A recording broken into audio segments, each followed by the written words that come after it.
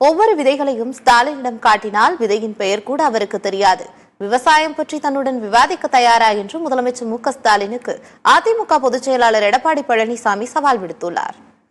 கரூர் தோரணக்கல் கட்டி பகுதியில் அதிமுக பிரச்சார கூட்டத்தில் பேசிய அவர், அதிமுகவை பார்த்து ஸ்டாலினுக்கு தோல்வி பயம் வந்துவிட்டதாகவும், கடந்த 3 ஆண்டுகளில் திமுக அரசு செய்த சாதனைகளை கூறி வாக்கு கேட்க முடியாதவர்தான் ஸ்டாலின் எனவும் விமர்சித்துள்ளார்.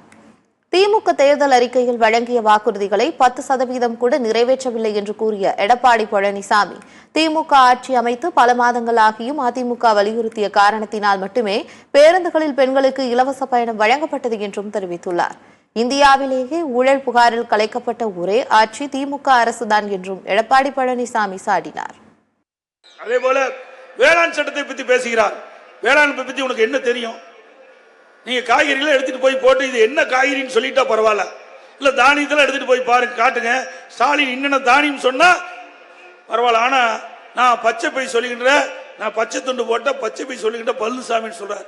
ஸ்டாலின் அவர்களே, விவசாயத்தை பற்றி பேச வேண்டும் என்று சொன்னால் ஒரு மேடை போடுங்கள், நானும் பேசுகிறேன், நீங்களும் பேசுகிறீர்கள், யார் விவசாயம் என்பதை நிரூபணம் காட்டுகிறேன்.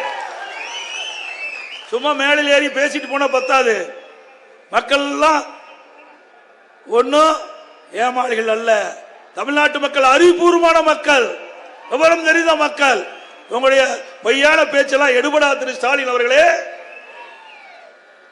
அனைத்து இந்திய அண்ணா திராவிட முன்னேற்ற கழகம் என்றைக்கு விவசாயிகளுடைய நண்பனாக இருக்கிறார், விவசாயிகளுக்கு பாடுபட்டுக் கொண்டிருக்கின்ற கட்சி அண்ணா திமுக கட்சி என்பதை பல நேரத்திலே நாங்கள் நிரூபித்து காட்டுகின்றோம்.